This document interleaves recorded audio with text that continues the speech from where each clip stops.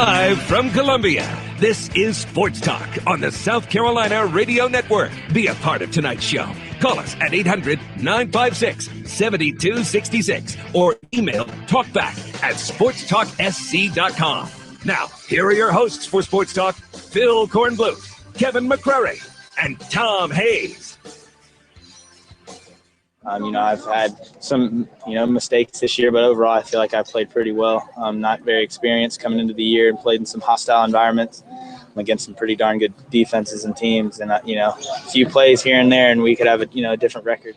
That's the best part about our offensive line right now. We got a bunch of guys that really know our system, and all of them can play. I mean, we lose Crowder, and Maverick Morse goes in there, and, we haven't missed a beat. And good evening, everybody. Welcome into Sports Talk, South Carolina Radio Network here on a Thursday night. Phil Kornblut on the road up in Greenville here for Clemson basketball. Clemson to take on Texas Southern tonight. We're at the Bon Secours Arena, Bon Secours Wellness Arena in downtown Greenville. Clemson's home away from home for this basketball season. We've got much going on. It's been a busy day in recruiting. Clemson gets a commitment from offensive lineman Tremaine Ankrum Jr. out of Powder Springs, Georgia. He picks the Tigers over Nebraska. USC loses a commitment in wide receiver Brian Edwards, who is now seriously considering Clemson and will take an official visit there this weekend. He says he's still considering South Carolina as well. So the topsy-turvy world of recruiting. Very busy today. We'll give you a complete recruiting wrap-up coming up in a little bit. K-Mac is over at USC. Ray Tanner is meeting with folks about the new indoor practice facility and talking about that and giving folks a look inside and talking about some other things related to that.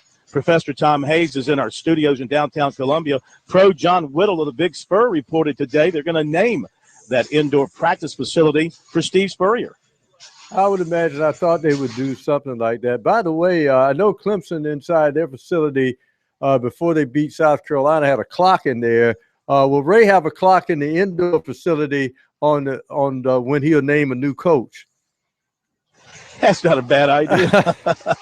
And maybe Ray will shed some light on it tonight. I seriously doubt it, but I'm sure he'll be asked about it. So we'll have that covered for you. And also John Hoke, USC defensive coordinator, normally talks on Thursday. We'll bring that to you as well. We've got our coordinators coming up at the bottom of the hour. Chuck Reedy is back from his in-season vacation. We'll have him, and we'll have Ellis Johnson with us as well. Looking forward to talking with them. A little bit after 7 o'clock, Citadel coach Mike Houston will join us. The Bulldogs, of course, preparing to come into Columbia to play the Gamecocks on Saturday. So we'll chat with him about their preparations for the game against the Gamecocks. And there is a team in our state playing football tonight. It's Coastal Carolina on the road at Liberty.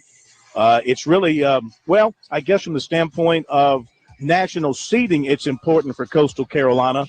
They are already out of it as far as the championship in the league is concerned, but they can certainly help themselves for the postseason and the national seeding with a win at Liberty tonight. And that game will be televised on ESPN News. We'll be back from Greenville in Columbia in a moment.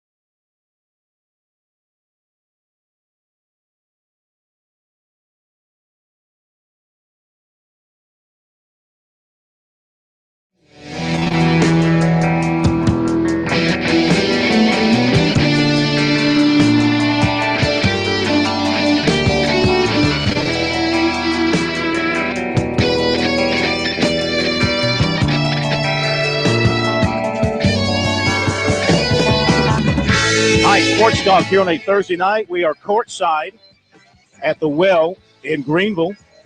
Tigers and Texas Southern coming up tonight, a little bit after 7 o'clock. Tigers are off to a 2-0 start, and they have played some terrific defense in their first two games, holding teams under 50 points in both of their games so far. Texas Southern is 0-2 with two blowout losses, New Mexico and Creighton, two pretty good basketball teams. They do not start a player over 6'5". So I would imagine this will be another big night for the Tigers here on the home wood as Clemson looks to match their football team by staying undefeated early in the basketball season. If you want to join us tonight on the program, our number is 800-956-7266. Our email talkback@sportstalksc.com. And on Twitter, @SportsTalkSC is how you can reach us there. Love to hear from you tonight. Talk about the weekend of football and actually turn our attention to the next weekend as well. USC and Clemson right around the corner, even though it looks like it will be a big day for the Tigers a week from Saturday. It is a rivalry game.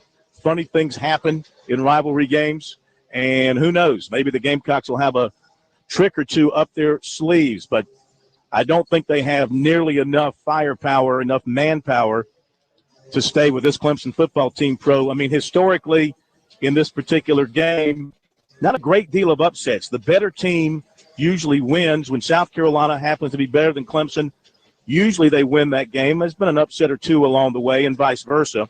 Clearly, it's been a long time. There has been such a separation between the two teams that we'll see a week from Saturday in Columbia.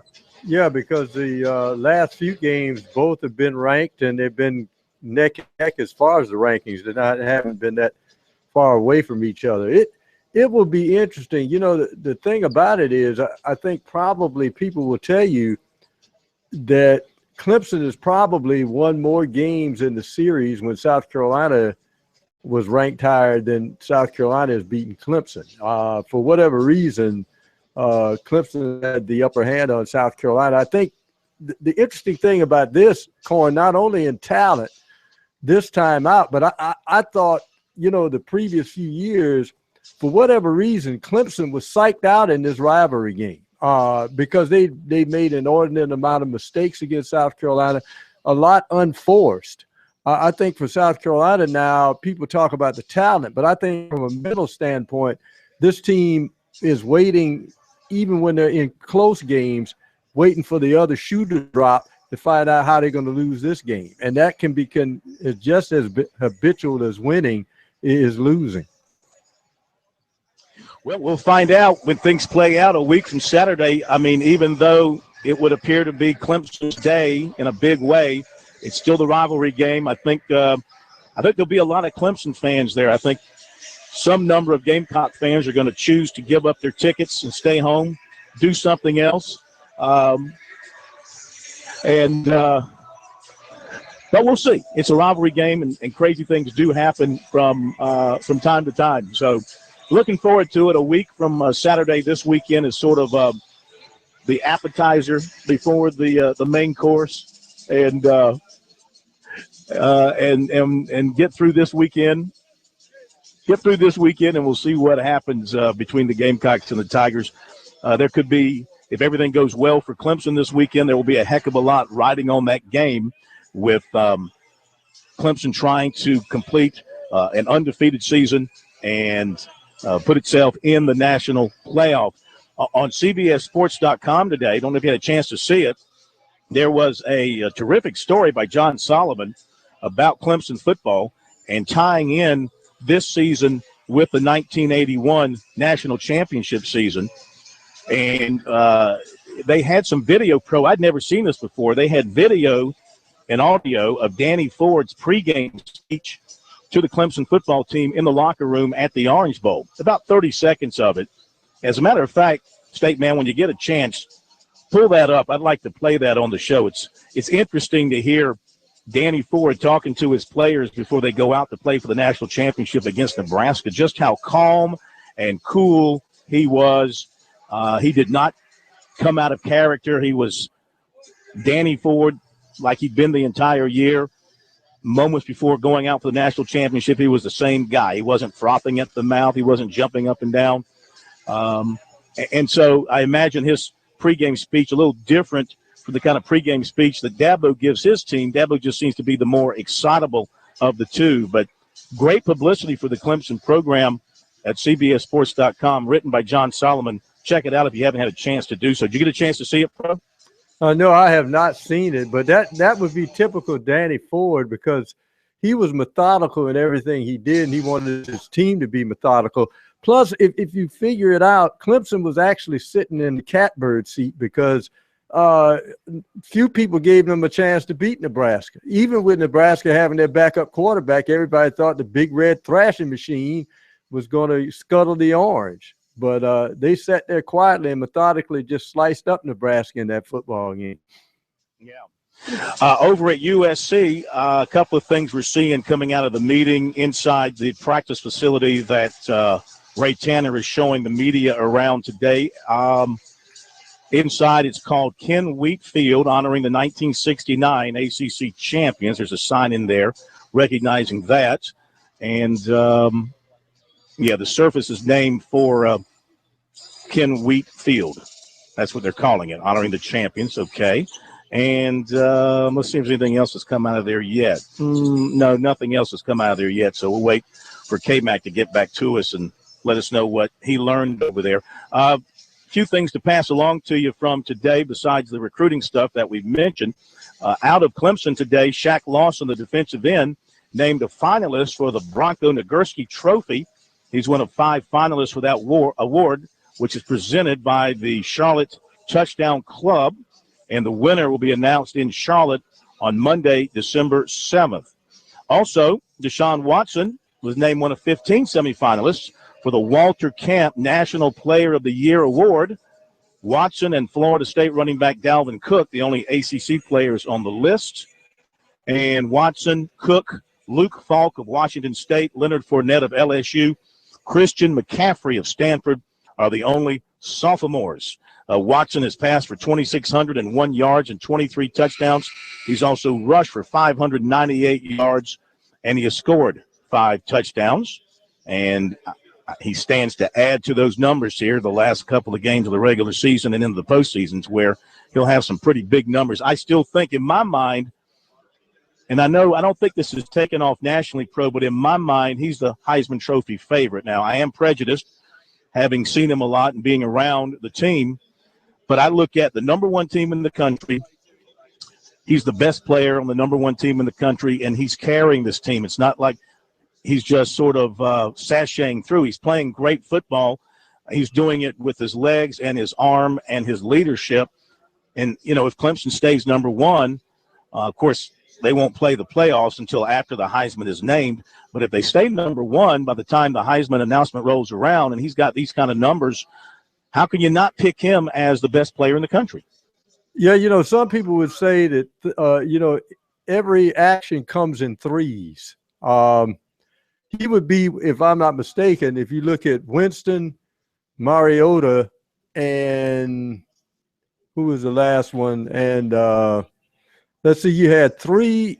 Well, I started to say you'd have 3 sophomore quarterbacks, but one was a junior, I think. But it used to be a running backs award. Now it's turned to quarterbacks. I see no reason that Deshaun Watson would not win it, because if you look at Clemson, as good as Clemson's defense has played, you take Deshaun Watson off that football team, he is the most valuable player of that Clemson football team. No doubt about it. And I think it's his to lose at this point.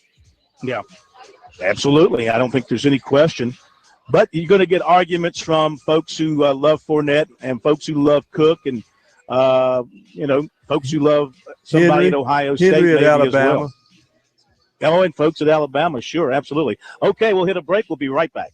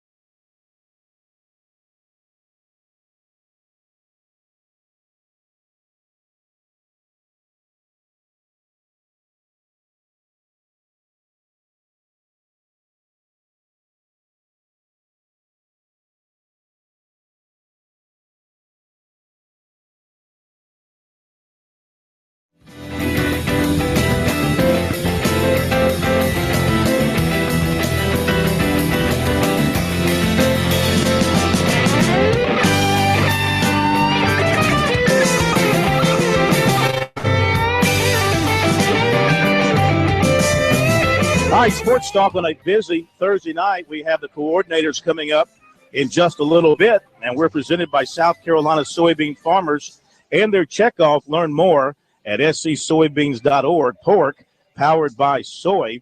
Mentioned that story on CBSSports.com about Clemson, and part of the story by John Solomon, he asked Dabo Swinney about Alabama and the future of the coaching job at Alabama. And he responded thusly, quote, "You don't ever say never. You don't ever know what the circumstances would be at any given time. First of all, Alabama may never, ever call me, and I would never have a problem with that. They've got to do what they've got to do. My deal is to be great where I am at. I had opportunities to leave Alabama. I had opportunities to leave Clemson. But I've just never been that guy about the next job. I'm about the job I've got." Okay, there you go. That's the story there with Dabo talking about the Alabama situation, if there is an Alabama situation down the road. Nick Saban is under contract through 2022. And I got to believe after this year that even though Dabo has a long time left on his contract and he's got all kind of bonuses that are going to kick in, you know how it is after you have a season like this, the administration will try to do something to extend it and lock you in even longer. So we'll see what happens. But when that Alabama job does come open, if things continue to go swimmingly for Dabo Swinney at Clemson, you know he'll be number one on their list. It's only natural. That'd be interesting. I know Nick Saban at the end of his contract, I think, will be 69, if my math is correct. Well, who knows how long he's going to want to coach. He doesn't seem to be one that's caught up under the pressure of being the head coach at Alabama. He seems to take it in stride. And, of course, when you're winning 11, 12-plus games a year, and you're dominating and you're recruiting at a high level and you've got an excellent recruiting staff and coaching staff, where is there the pressure? There's really not.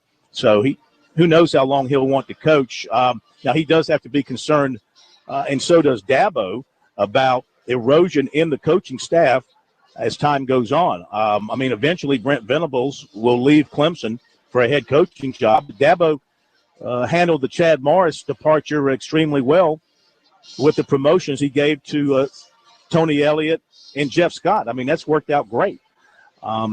Does he have somebody in mind to be the next defensive coordinator whenever Brent decides to leave? And will it be somebody as dynamic as the guy that they'll be replacing? That's what happens when you get real good and you have good assistants and other people want them.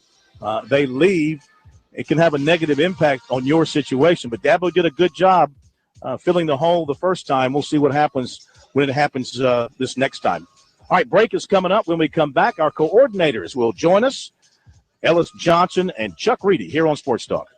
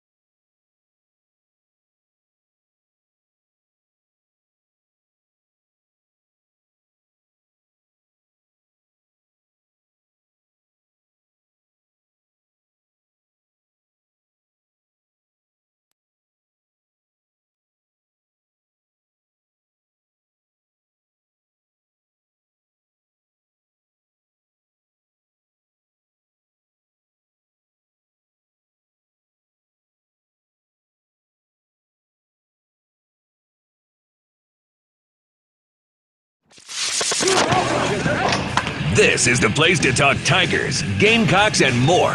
Sports talk across the state on the South Carolina Radio Network.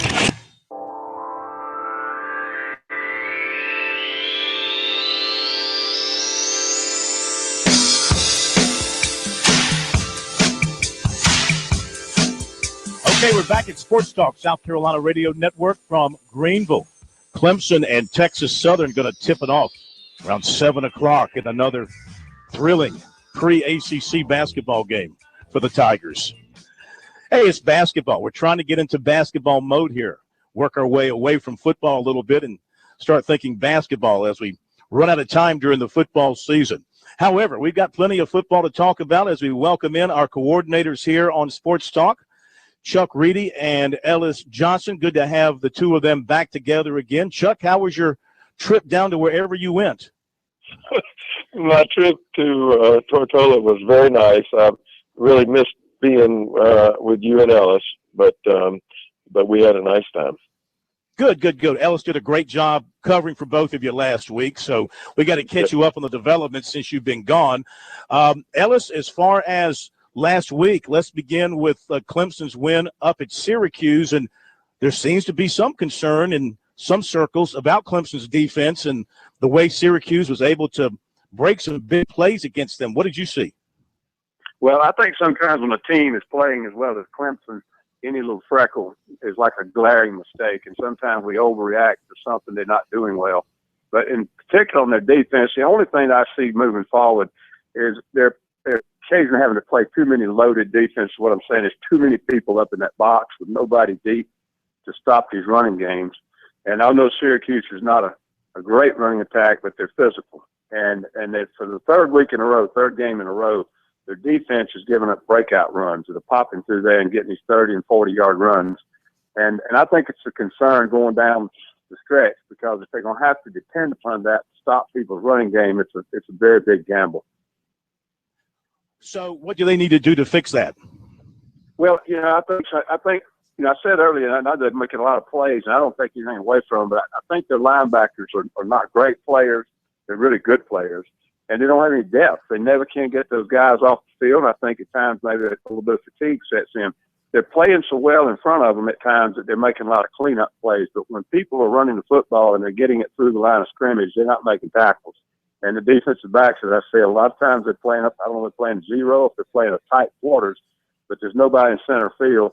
And that's where these long runs are coming from. So as they move into these better teams, maybe not this week, but these better teams that can run the football and got some balance in their offense, I see that as being a concern. I'm not saying that they're getting ready to fall apart. I just see that as a concern that they're having to do too much of that to stop people's run. Now, Chuck, you're an offensive coordinator now preparing for Clemson, and you see what Syracuse was able to do running the football, and a few of the other teams they've played recently being able to break some big plays right up the middle, as Florida State did on the second play of the game when they were playing in Death Valley. Do you sort of, as an offensive play caller, try to attack them in that way now?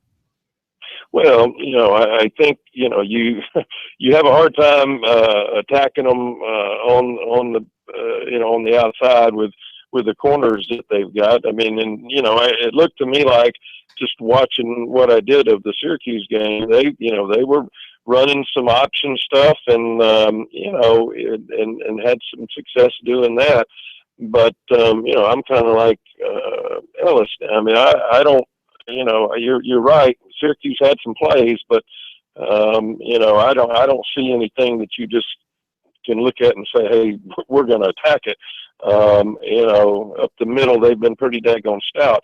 The linebackers, in my opinion, don't run very well, but I mean, those guys are a load. I mean, so, obviously if you can get them caught up inside and get the ball as they did with the quarterback on the perimeter, you got a chance to make some plays, but I don't think you're going to make the living running the ball up inside.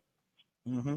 Chuck, when you were at Clemson, and I guess the year when you were at South Carolina, the game before you played the rivalry game, is that a hard game to get focused for? Well, I think it depends. Every year is different. It depends on, how your season's going, who you're playing. many times at Clemson, we played Maryland. Matter of fact, almost every year we played Maryland the week before we played Clemson or South Carolina, and so a lot of times that game may have been for the ACC championship. So it was a huge game, and there were times when it was actually a bigger game, maybe even than the South Carolina game was, just depending on how good South Carolina was that particular year. But I don't know. This week, obviously Carolina, they got Citadel. They can't overlook them, but they're just trying to get a win. So I don't know how they would do anything other than approach it that way. And Clemson, they're the ones that have to be very careful about looking ahead. And I noticed this in Dabo's comments. He's taken the big, the whole big world approach there, looking ahead, which is fine if they can handle that. And obviously Wake Forest is not a very good football team, so they have, they shouldn't have a hard time with them. And South Carolina obviously is not very good either, but that's, somewhat of a trap game, because it's a rivalry. Ellis, you being a Citadel man, as a player and as a coach, they've come into Columbia before, 1990. They've beaten the Gamecocks back then.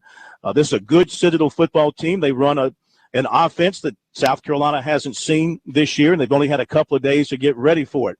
How do you think the Citadel will be coming into this game from their mindset and their approach, knowing that they hope to be in the FCS playoffs next week?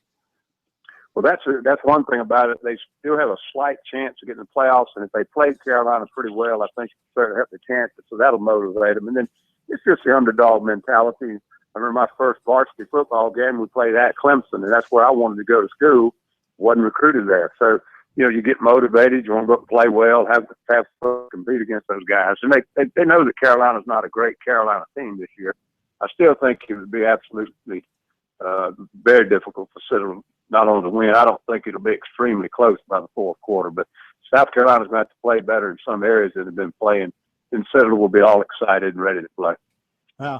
Do you think, and Sean said earlier this week, not at all are they looking ahead, but do you think somewhere within the football offices they begun to do a little preparation looking ahead to Clemson? No, and I think Sean's telling the truth. He is a coach. I guarantee you they're not looking ahead, because this would be a devastating loss and probably just mentally kill them for the next week. So they're focused on the Citadel. Plus, you can't get ready for a wishbone attack without spending time on it. My biggest frustration, 3 of the 4 years I coached at Carolina, we played a wishbone team right before this Clemson game, and you spend all that time on the wishbone, and you pull your defensive package back out the next week, and the kids have to almost start over. Yeah, it's tough when you just have to throw away everything you've been doing all year, focus on the triple option for a few days, then go back to what you were doing before. Chuck, Clemson, last home game, you've been in that situation many times, going down the hill for the last time. What do you think it's going to be like for these seniors as they get out there on Saturday for the last time in front of the hometown fans? Well, it's going to be a great day, and these guys have had such success, during their time at Clemson. It's going to be a very special, emotional day. A friend of mine had called and wanted to take his kids up there to the game, and I called up and just got told them who to call, and they've been sold out for 3 weeks. For Wake Forest. You can't get tickets, from the ticket office, which, is, it just tells you, the excitement that's going on up there. So, they'll have another packed house. Obviously some people are excited and should be. It'll be a great day. Well, listen, if you needed some help getting tickets, you should have let me know, and I would have pulled some strings for you. And, I guess maybe it's too late this week. Hang on, guys. We'll come back a few more minutes with our coordinators, Ellis Johnson and Chuck Reedy, talking about the Gamecocks and the Tigers, looking ahead to this weekend and, of course, the big game coming up the following weekend. We'll be right back.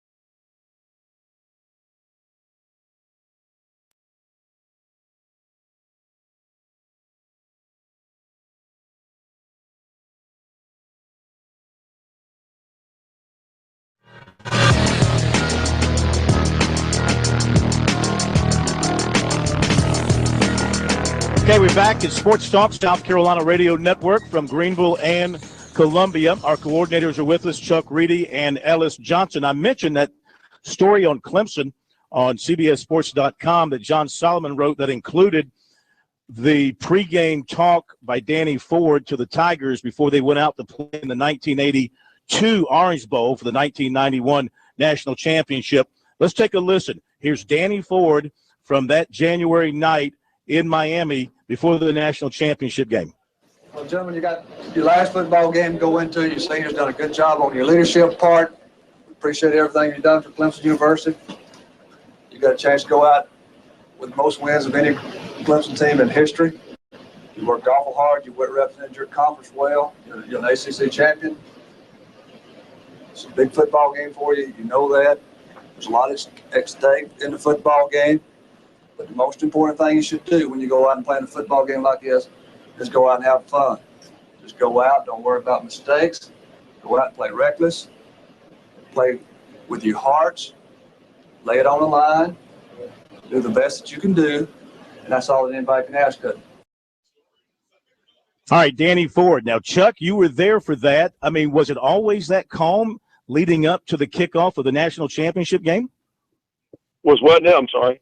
Was it always that calm leading up to the kickoff of the national championship game? And of course, what Coach was trying to do is keep them loose because I mean, it was obviously a huge game in a great environment and the whole country watching at that time.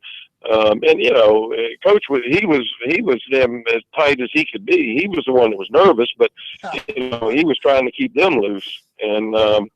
And that's what he was doing. Hey, you know what? Just go out and have fun. And, but I'll tell you this, when we came off the field, after watching them warm up and we had to come in and back then, if you remember, you had to wait for the other game to get finished before our game could start. So we were about 30 minutes late and we were in the coach's locker room and all he kept saying was, damn, they're really quick for being as big as they are, So I mean, he was impressed by Nebraska, which we all were, but he just wanted our guys to be loose and go out and play, and that's what they did. All right, guys, now it's time to ask you about the top four. As they stand now, you know who the four are that the College Football Playoff Committee have selected at this point in time. Of course, there could be some things happening over the next couple of weeks, likely will be between the end of the regular season and the championship games for the various leagues. Of course, Notre Dame won't have to worry about that if they can finish up their regular season with wins. They don't have to worry about playing in a league championship game. So, Ellis, how close is the committee to having it right now, in your opinion? But based on the way they do it, I guess they're right. I don't like the system, so I'm not going to dig into that too much. But there are a lot of teams that are playing their better teams right now. So if they truly do what they say they do and reevaluate completely from now on stretch of schedule and so forth, I think there's going to be a lot of changes going on. And personally, I'll go way out on a limb, and I'm going to say Alabama, Ohio State, Oklahoma, and Notre Dame will be the last four teams. I don't think the Pac-12 and the Atlantic Coast Conference will have a team in the Final Four. Whoa. Where's what's going to happen to Clemson? North Carolina. Why do you say that? I just think they play as good as any team in the country right now on offense, and I think they can score with Clemson. And it's just going to be a tough for them, I think, to stay undefeated. It's just a law of averages. Now, I'm not saying that it's a given, but I just think right now that's a possibility, big-time possibility. Pac-12 and the ACC may not have a team in it. Chuck, do you agree? No, I don't. I think, North Carolina, obviously they're playing very well on offense. I just don't know defensively if they're good enough to beat Clemson. I think Clemson will be in, and, Alabama, probably. I thought Alabama would jump Clemson this week. Really, they're playing. I think they're as good as probably the best team in the country right now. Oklahoma is playing as well as anybody, but they've got TCU and Oklahoma State. Oklahoma State's undefeated. They've got Baylor and Oklahoma. So if either one of those two can run the table, they're going to be in. Obviously, Ohio State. with Notre Dame being the fifth team that'll get in there if somebody from the Big 12 or Big 10 doesn't make it. Guys, we thank you as always for being with us. Thanks for the input, and thanks for sharing your wisdom with us here. Ellis Johnson and Chuck Reedy, our coordinators, they're with us here on Thursday nights on Sports Talk, and we'll look forward to having them with us next week. Of course, we'll have to adjust next week with Thanksgiving being on Thursday night, and we'll have our Sports Talk special USC Clemson preview for you on Thanksgiving night. But we'll have the coordinators with us probably on a Wednesday night next week if that works with their schedule. Thanks to Ellis Johnson and Chuck Reedy, and we're back in a moment.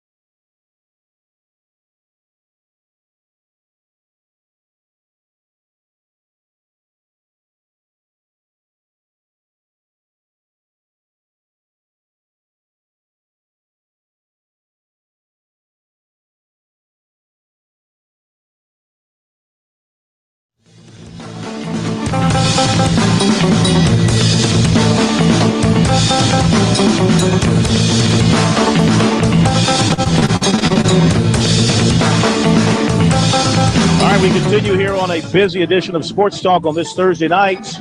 Don't forget, if you lose us over the airwaves for basketball or any other reason, you can listen along on our website, sportstalksc.com. You can watch the video at the bottom of the page. You can go to iHeartRadio, listen to our Greenville affiliate or our Myrtle Beach affiliate. If you like to use the TuneIn app, you can catch our Columbia affiliate, The Point, there and stay with us through those outlets. All right, to recruiting now. Offensive lineman Tremaine Akram Jr., Powder Springs, Georgia, 6'3", 270. He did announce a commitment to Clemson this afternoon at a school ceremony. He chose the Tigers over Colorado and Nebraska, the two other schools where he took official visits. He actually narrowed the decision to the Tigers and the Cornhuskers. He made his official visit to Clemson for the Florida State game, and from that point, it was pretty much Clemson all the way. He said he made his decision on Monday and then notified Dabo Swinney. He is the third offensive lineman to commit to the Tigers and the 14th pledge for the 2016 class. Meantime, longtime USC commitment receiver Brian Edwards of Conway has decommitted from USC. He issued a statement today saying, quote, "After giving it a lot of thought, I have decided to reconsider my commitment to South Carolina. I plan to visit a few other schools. South Carolina is still high on my list."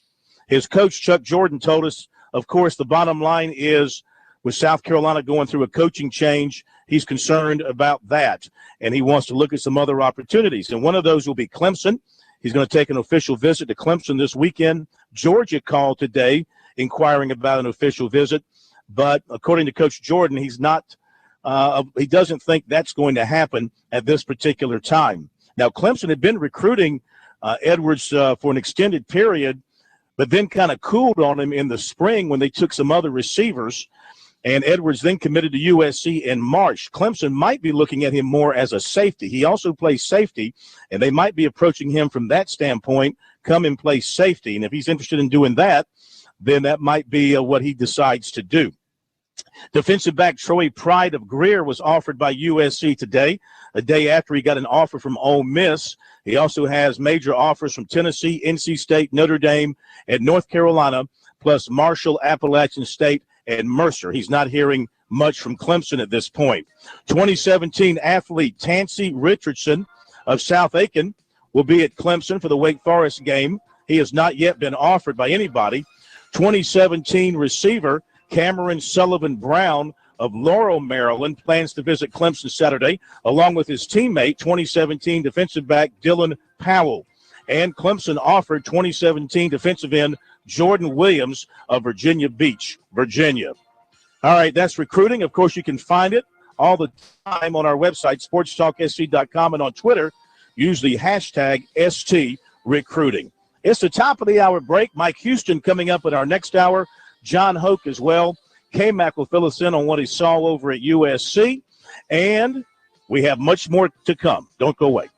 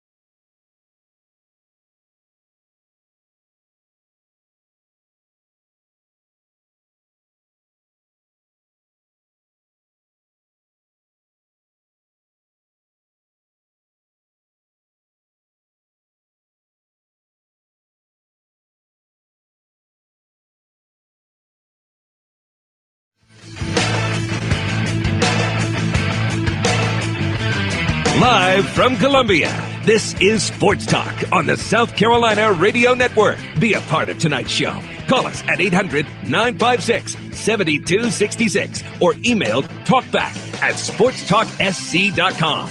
Now, here are your hosts for Sports Talk, Phil Kornbluth, Kevin McCrary, and Tom Hayes.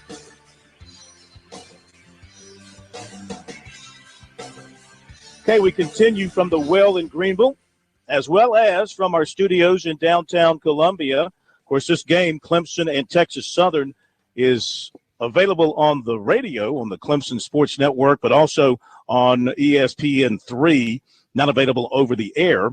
Tigers are down 5-1, 2 minutes in to this one. So Texas Southern has come out red hot. Well, in particular, it's Malcolm Riley. He's got all 5 points so far for Texas Southern. Make that 7 points now. It's a 7-1 Texas Southern lead early against Clemson. Other basketball tonight involving teams around the state. Mid-Atlantic Christian is playing at the Citadel.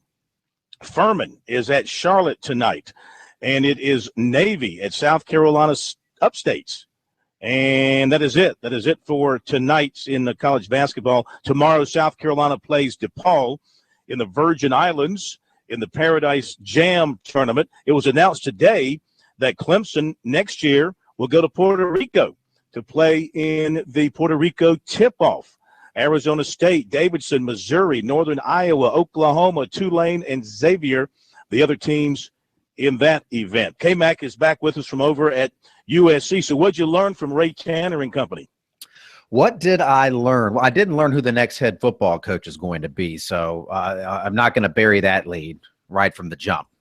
Did not learn that, but I did learn they have a very nice indoor facility that is pretty much done. They still have to put some of the interior decorations up, if you will, the banners and some of the scoreboards and things like that. But the field surface, the building itself is done, and it is a nice facility, $14.32 million facility that's over 100,000 square feet, 100 yards, an NCAA regulation size field, 2 ends, and it's painted just like the playing surface at Williams-Brice Stadium. It has the Block C, the SEC logos, all of that on the field with the AstroTurf. And it's a nice facility. It certainly is a very nice facility. And there's more things that are going to be upcoming that Tanner could not divulge because I don't think they've been officially approved by the Board of Trustees, which could happen as early as tomorrow. He said in the next days they will be announcing those sorts of things. So it is a nice facility that the Gamecocks have, and Ray Tanner thinks it'll be a good recruiting tool for players and I'm sure coaches as well. Mm-hmm. Well, as we mentioned earlier, John Whittle reported on the Big Spur that they're going to name the building for Steve Spurrier. Mm-hmm. And I guess that should go over well with most people. Why not? Yeah, I mean, Tanner was asked about that, and he would not confirm or deny that because that's supposed to be discussed, as you said, tomorrow at the Board of Trustees meeting. Yeah, I think it'll go over fine. Maybe they'll take the banner down off Williams-Brice Stadium, and they can just roll it over there to the practice facility and throw it up on the side of the building there. Do you think they'll do that, though? I mean, do you really think they'll take the banner down? No, I think they should. I mean, I think they should take it down from Williams-Brice Stadium. Steve Spurrier should not be the focal point at Williams-Brice Stadium when you're walking up. Never anymore. should have been. All right, we'll hit a break. We've got Mike Houston. He could be the focal point Saturday at Williams-Brice. We shall see.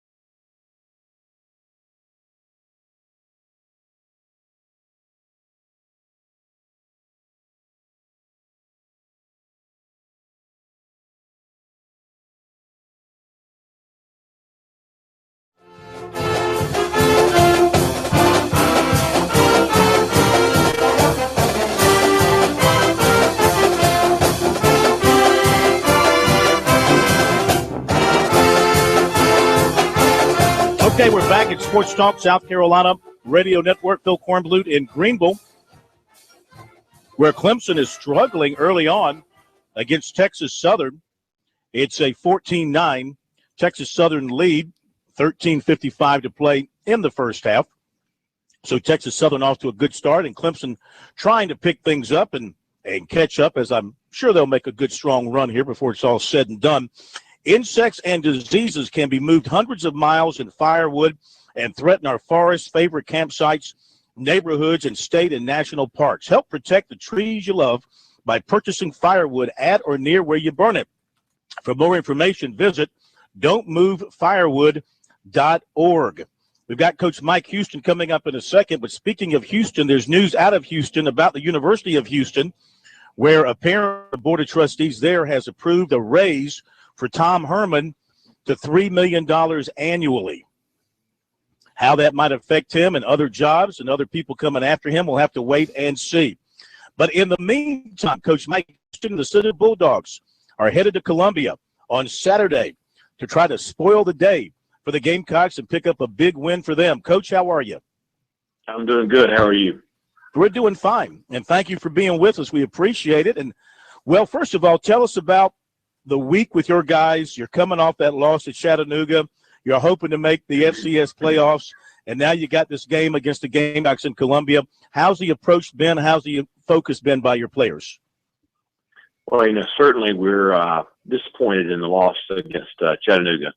Our kids want to go over there and get a chance to bring the title home outright. But as it ended up, we're going to share the championship with Chattanooga. And really, the bulk of our work for the FCS playoffs is for the most part complete. We're done with our FCS slate. We have the game against South Carolina, which I don't know how much that factors into the playoff projection. Certainly, if we are able to go up there and play very well and do something positive, I think that will maybe help. But I don't know that it hurts. With the outcome there, but our kids, they got over the disappointment pretty good. They're probably more resilient than the coaches are, so that's a good thing. And they moved on pretty quickly, and they're excited about the weekend. They're excited about the opportunity to go play in Williams-Brice and play South Carolina, and a great environment. And for a lot of them, being from the state of South Carolina, just a really special day. So. We had a good week of practice, and they're fired up and ready to go. Well, there's a lot of folks who think that the Citadel's got a really good chance to win this game. You're catching a South Carolina team that's in the situation it's in. You're having a great year, and they haven't seen your offense all year. They've had a couple of days to try to get ready for it. Does all that work into your favor? Yeah, they're a Power 5 team. They play in the very top conference in all of college football, and every kid they've got is a 5-star recruit, and I don't know if we can add up 4 and 5 stars between all of us. So it's just it's really just a completely different deal than what they see week in and week out, and what we see week in and week out. So I don't know, but I know this. I've got a tough, hard-nosed bunch. They're pretty special, and I have no doubts how they're going to play. They're going to go up there and they're going to play their butts off, and they're going to get after South Carolina, and we'll see what happens. How do you like the matchup of your offensive line against their defensive front, and what you do offensively in the triple option, and where they've had some problems stopping the run and stopping mobile quarterbacks? How do you like that matchup? Well, we're giving up about 75 pounds per man, so that's a pretty big advantage for South Carolina. So they're sitting there with again a big front. They're very, very deep. They rotate in about 9 or 10 guys on the defensive front.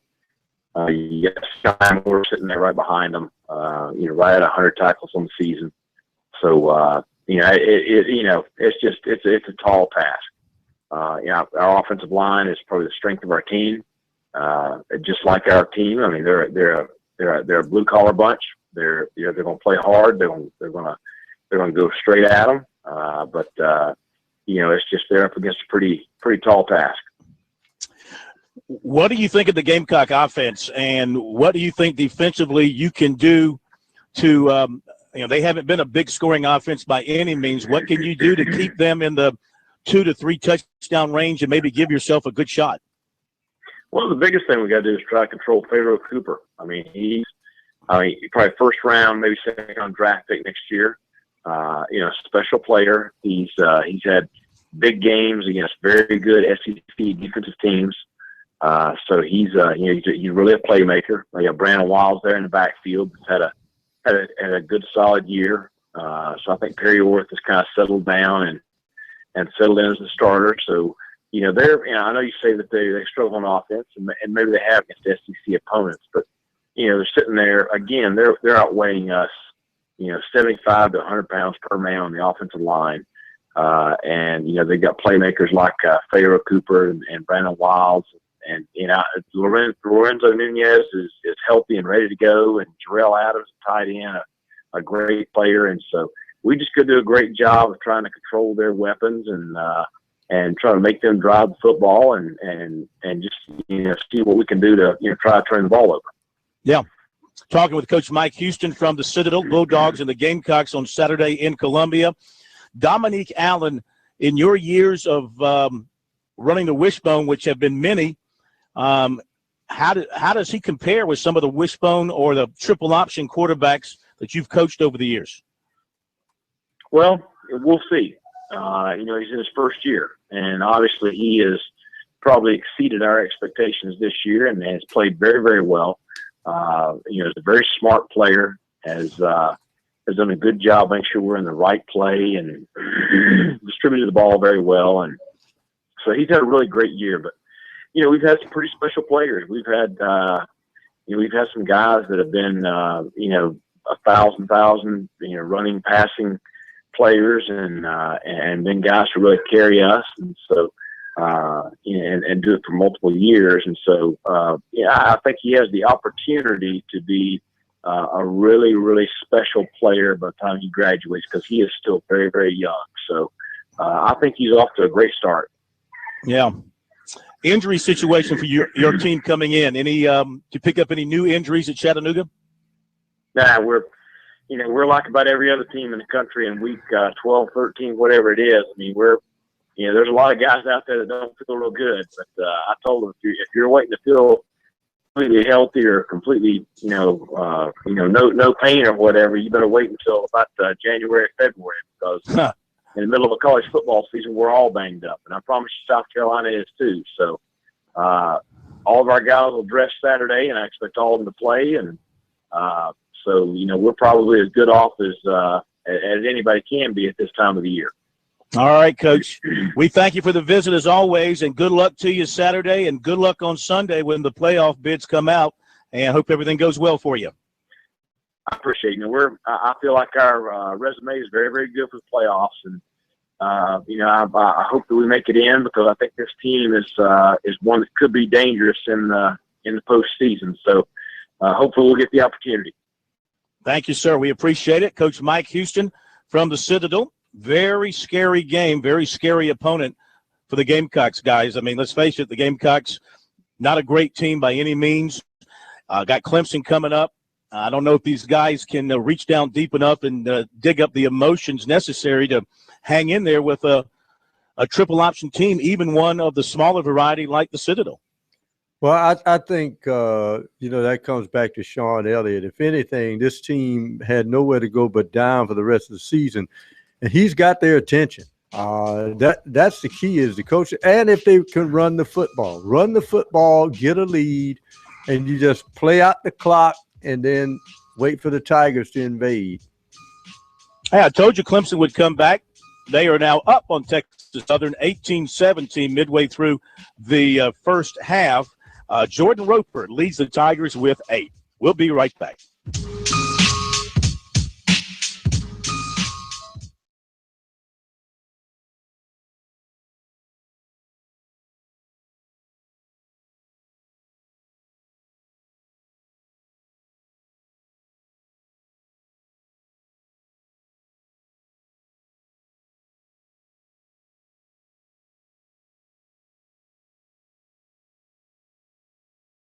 I'm That's guessing okay. in the National Football League.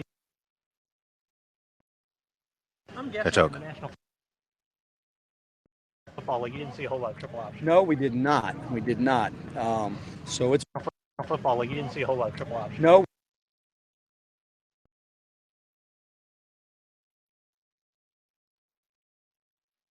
On top of our keys. That's going to be huge for us.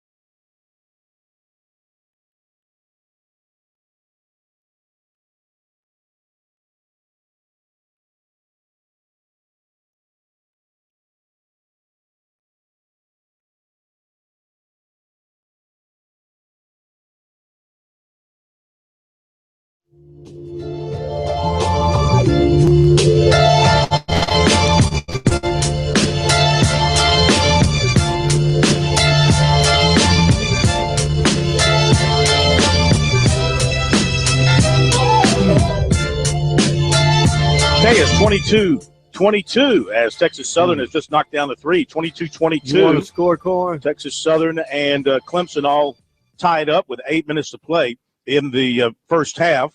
Just a moment, we're going to hear from John Hoke, USC defensive coordinator. Whether you're a Gamecock or a Clemson Tiger, all South Carolina college football fans can agree on Founders Federal Credit Union with a convenient location on USC's campus and a Clemson office coming soon. Founders is a sure fan favorite. Visit relaxjoinfounders.com to see if you qualify for membership.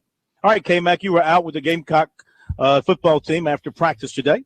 I was, and John Hoke working on that triple option attack of the Citadel. You don't see a lot of NFL teams, Corn, running the triple option. So No, we did not. No, we did not. We did not. So it's been a while. I was fortunate at San Diego State. We did play Air Force and Hawaii. So I had that background, and the staff's been great. They've dealt with it. It's been a while, but they've dealt with it. So it's been good, and we had a lot of resources. So it was good. So when would that have been for you, San Diego State? We don't need to go back. We really don't have to talk about that. It's been a while. How about let's just use the word a while.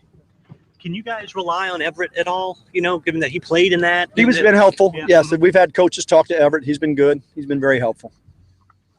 Are they the kind of offense that'll sort of identify, who might have the quarterback or the running back and then sort of make the tweaks to kind of undercut that guy? They've seen it all. And so we've got to do a good job of keep changing up what we do and, and make sure our speed takes over. We have got to play fast. Taylor Stallworth's status for this week. He will play. He will play? Yes, sir. Mm-hmm. He's had 2 good days of work.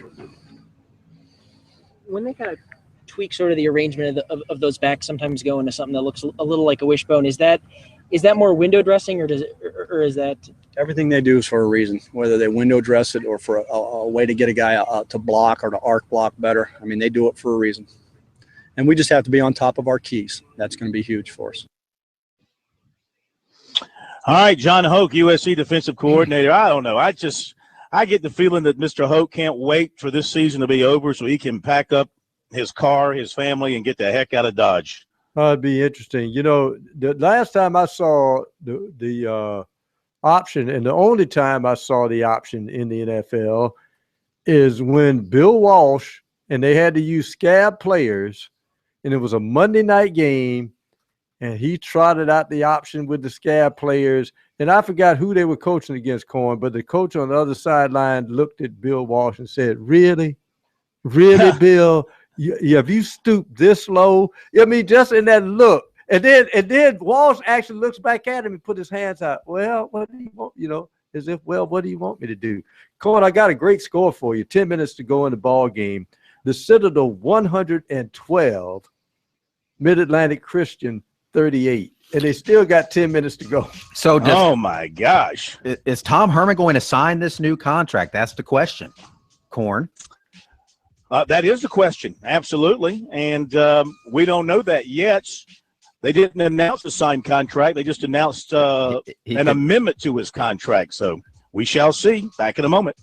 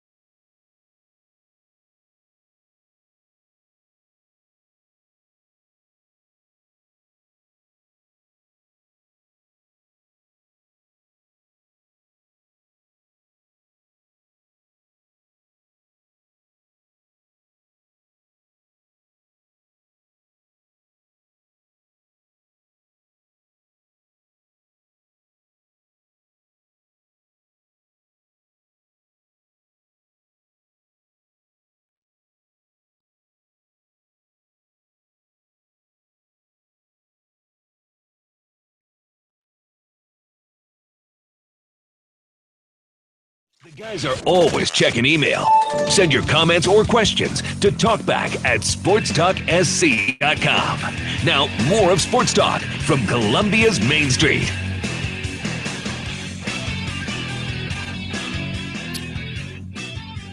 We continue here on Sports Talk. We'll get back to phone calls and other things momentarily, more from Corn up in Greenville, but want to welcome on the guest line now David Jenkins from the South Carolina Forestry Department.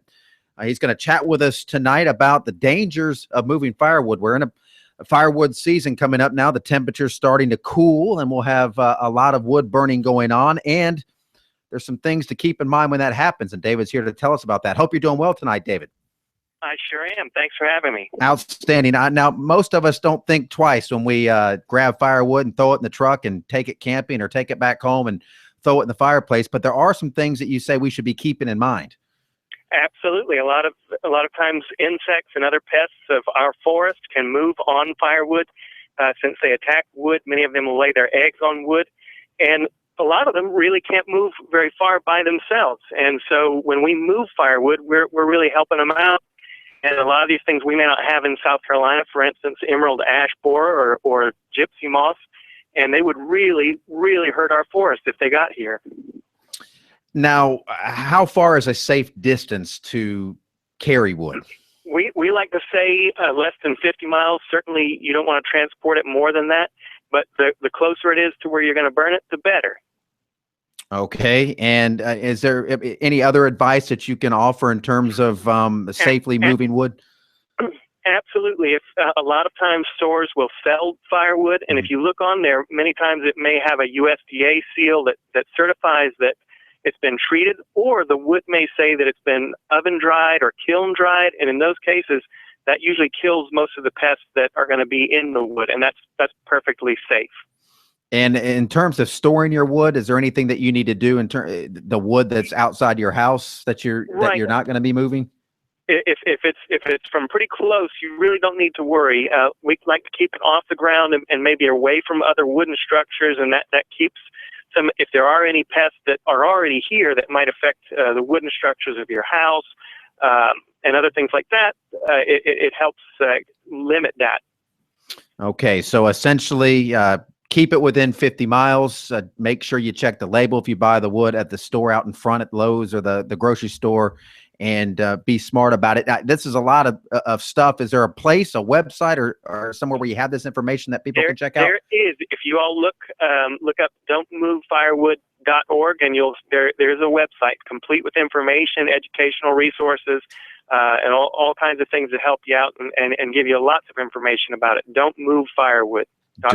Don'tmovefirewood.org. Good stuff to know. All right. We appreciate it. David Jenkins joining us from the South Carolina Forestry Department and giving us some good advice, Pro. And I know you're a wood burning guy. You burn a lot of wood in your fireplace during the winter. I burn some wood, but not that much. But I will say that I've been told that once you're in quarantine, you remain in quarantine, especially with this emerald ash borer that can destroy trees just like nothing. I think they sneaked in by way of Japan. Good stuff. Corn, are you a fire burner, Corn? You burn wood, or do you have gas? Well, every time I do that, my house gets all smoky and not real healthy. Open the flue, Corn. You got to open the flue. Well, I forget to do that. And then, it's just hard as hell to get those things to light. I tried putting the little pieces of wood under there, the dry wood and the starter wood. You know what I end up doing? I end up going to the grocery store and buying those fake logs, Log. Yeah. And I light those, get those going. Then I throw my wood on there and pooyow, got a nice big fire going. And then I side up next to the missus and we have a pleasant evening. You ever do that, K-Mac? You ever side up next to the missus? All the time. Yep. Every chance I get. You should. All right. Good stuff. We have some time for calls. 800-956-7266 is our phone number. Email talkback@sportstalksc.com and on Twitter @sportstalksc. Update the basketball. Clemson leading Texas Southern 26-25. 3:48 to go in the half. Roper and Blossom Game have 8 points each for the Tigers. Riley has 9 for Texas Southern. Now, last night, USC women got the win at Clemson. It was a pretty easy win for the USC women. They totally out-talent the Clemson women right now. It's just not close in terms of the players. So Dawn Staley having the upper hand. have the upper hand in that one. And came back, they just continue to roll the USC women. They look pretty strong early on.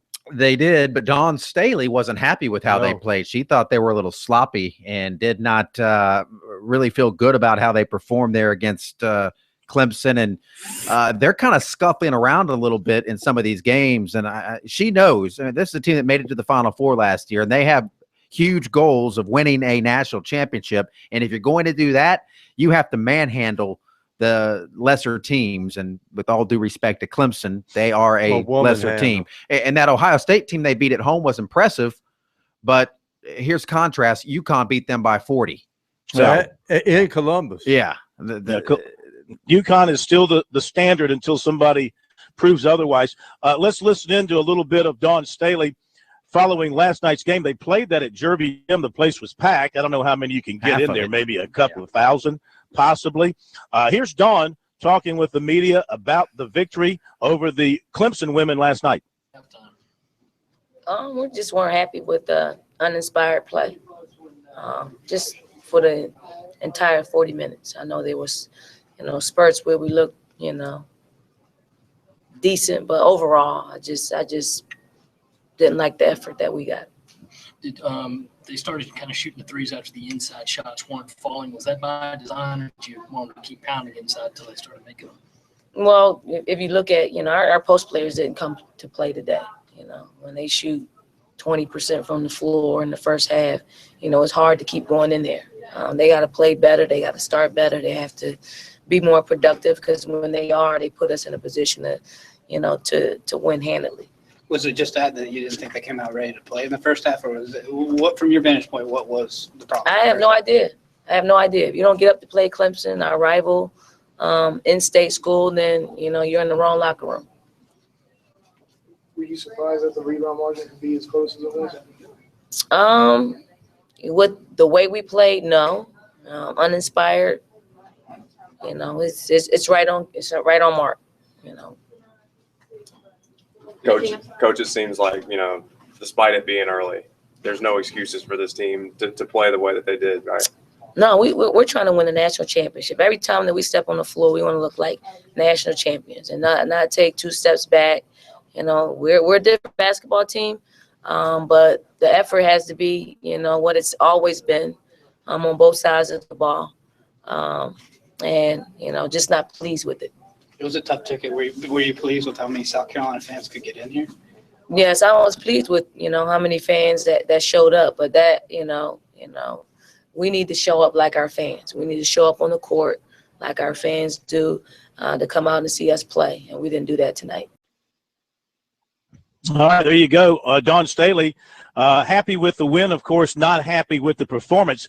The latest meeting in the Palmetto series. If you're keeping up with that, it's 4-4 between the Tigers and the Gamecocks. Clemson won in women's soccer. USC won in volleyball to tie it at 1-1. Men's soccer went to Clemson. Men's golf went to Clemson. Women's diving went to South Carolina. Women's golf went to South Carolina. Women's cross country went to Clemson. And women's basketball went to South Carolina, 67-41. Thus, we're 4-4 in the Palmetto series. Coming up, you've got football and then men's basketball, and then still to come in the spring, women's tennis, baseball, and men's tennis. I like this. I like this Palmetto series. I think it's a great idea. Well, it's interesting. By the way, early on, Liberty leading Coastal 7-6 early. And it's just interesting, Cohen, they've got 2 minutes, 18 seconds to go in Charleston. The Citadel is now racked up 127 points. In football or basketball? In basketball. If they score 127 points Saturday, they might just cease to play football at USC anymore. Yeah, I tell you, Duggar's going to have an exciting team, and once he gets some good players, they could be a problem in the sun.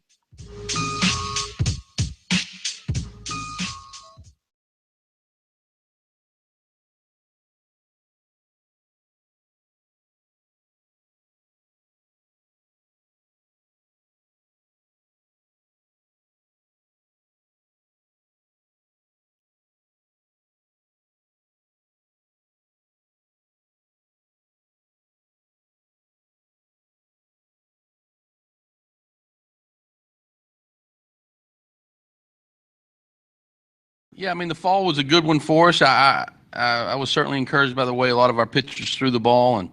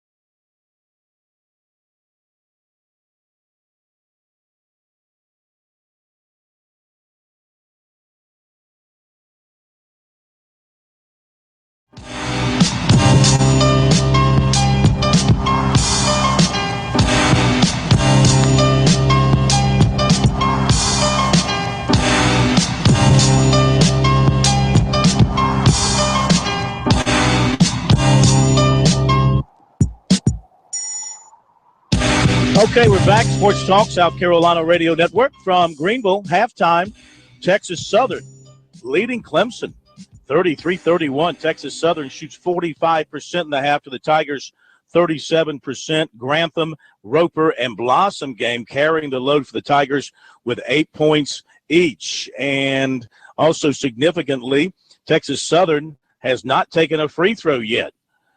0 for 0. Clemson 7 of 8 from the line. And on three-pointers, this is where Texas Southern's making up for it. Obviously, they're living outside. 7 of 17 from beyond the arc. And Clemson 4 for 12. So Texas Southern taking advantage of some outside shooting. It's got them up on top 33-31 at halftime here in Greenville. It's time for the weekly Mr. Football update presented by South Carolina Electric Cooperative. For everyday savings at your fingertips, download the Cooperative Connections app at esc.org/connections. Let's update you on what the Mr. Footballs are doing as we get closer to the naming of Mr. Football in early December. Chapin quarterback Logan Bailey. He's up to 2,589 passing yards, 31 touchdowns, and he has, he has 27 rushing touchdowns. In the playoff game last week, he had 3 rushing touchdowns and 3 passing touchdowns in the victory over Southside. Brian Edwards, wide receiver from Conway. Of course, this season ended early with a knee injury. 53 catches, 969 yards, 9 touchdowns. Tavian Feaster, running back from Spartan High, 976 rushing yards, 9 touchdowns, 45 catches, 747 yards, and 9 touchdowns. Dorman quarterback Colin Hill, 2,442 passing yards, 24 touchdowns. And Fort Dorchester offensive lineman John Simpson, his team undefeated, ranked number 1, favored to win the 4A Division I championship, averaging about 40 points per game. Now, yesterday, USC baseball coach Chad Holbrook met with the media to wrap up fall practice, and, of course, very anxious to get to the season because things have sort of regressed in terms of postseason play each of the last 3 years. Got to a super regional, hosted a regional, and then didn't make the tournament last year. So, he's anxious to get started. And he said as far as fall practice went, he liked what he saw. Yeah, the fall was a good one for us. I was certainly encouraged by the way a lot of our pitchers threw the ball. And there's a lot of things that really didn't take place in the fall because our whole team was rarely out there. We did have some injuries, and we had to sit some guys out, some important guys too. Dom Thompson-Williams and Taylor Widener and Gene Cohn and guys are going to play a significant role. We're out this fall, but we were able to get enough guys out there to battle and fight and compete against each other. And I think I have a good idea now of what we have going into the spring. I'm anxious to get those guys that I just mentioned and a few other guys. Chris Cullen, one of our top recruits, a catcher, will be joining us as well. And so when you put those two factors together, one, what I saw on the field, and two, that I'm going to be able to add a few very experienced, valuable, good players to the puzzle come January, we're certainly excited about the spring and how our team looks when we get all healthy and we get all together, and hopefully the first day of practice in January, I suspect we'll be all healthy and ready to go. Some of our pitchers, obviously, if you ask me what stood out this fall, the pitchers, for the most part, all fall had the upper hand on the hitters, and that was encouraging to see, considering we let Widener wasn't out there, and we lost Jack Weinkoop from a year ago, and we have some holes to fill in our pitching staff.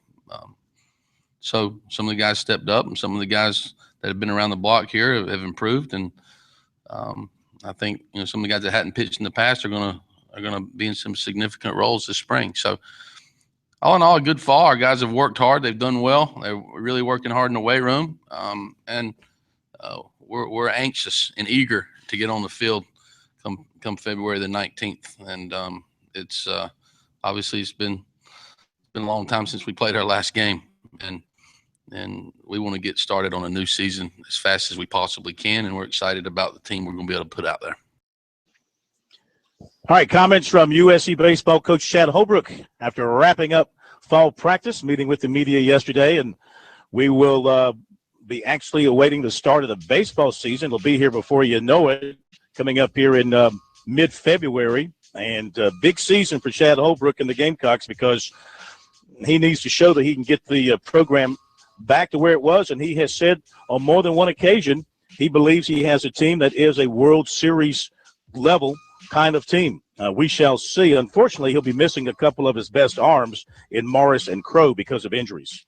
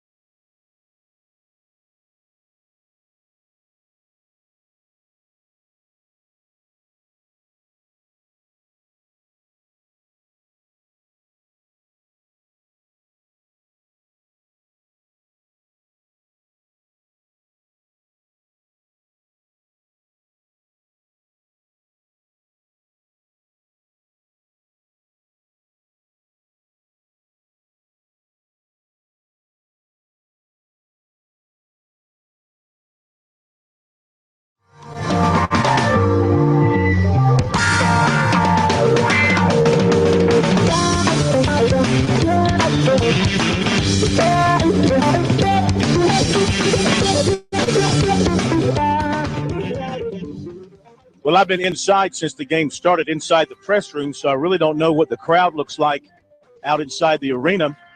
Sure hope the basketball fans of Greenville are coming out to support the Clemson basketball team.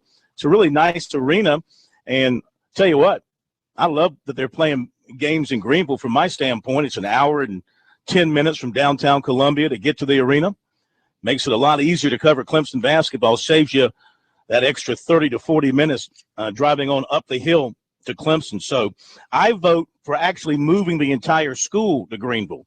That would satisfy me and save a little extra time on the road. You know, you can see the mountains from here. Got a beautiful view of the Blue Ridge from right here in Greenville. So anyway, I'm just being a little selfish there. I understand, but that's just how I feel. 33-31, Texas Southern is leading at the break. Obviously a big surprise. What about the other games we're following there, Pro?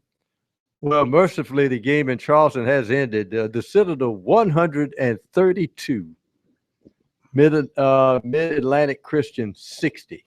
Let me say this about Mid-Atlantic Christian. If I were they, I would go ahead and drop my basketball programs. Their women's team lost to Coastal Carolina 114-15. So maybe they're new at this. Maybe they're brand new at this basketball stuff. They'll get it together. By the way, at halftime, Georgia Tech 56, Green Bay 30. And at the Charleston Classic, that started. Long Beach State at the half, 46, Seton Hall 39. Long Beach, that's a trek there. Long Beach, California to Charleston, South Carolina. It is. And we covered that thing last year because South Carolina was in it. So neither South Carolina nor Clemson or any local team in that thing this year?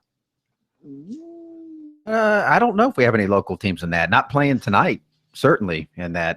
While we're pondering that thought, let's check in on Coastal Carolina. They've just scored a touchdown. D'Angelo Henderson, a 71-yard touchdown run, and that's going to put Coastal on top. They were down 7-6 before that run, so now it is 12-7, extra point ending for the Chanticleers with 4:21 left in the half. Well, who gets the vote as Coach of the Year in the state? I mean, obviously you got Dabo doing what he's doing, but you got to consider what's happened at Charleston Southern, Jamie Chadwick. Yeah. You got to consider what's happened at the Citadel with Mike Houston, and individually in their respective situations, what they've done with their teams. Yeah. Well, you have to, but I think with Dabo losing all he did on defense last year and that young offensive line, which took a blow early with a defection, you got to go with Dabo Swinney. Yeah, hard to argue against a guy if he goes undefeated and gets them to the national playoffs. All right, don't forget, we'll have post-game coverage of the Clemson game here tonight on our website, sportstalksc.com. You can hear what the Tiger coach and players are saying after the game. And we will see you tomorrow night back in Columbia. Thank you, K-Mac. Thank you, Pro, and thank you, Stickman. We'll talk to you tomorrow night right here on Sports Talk.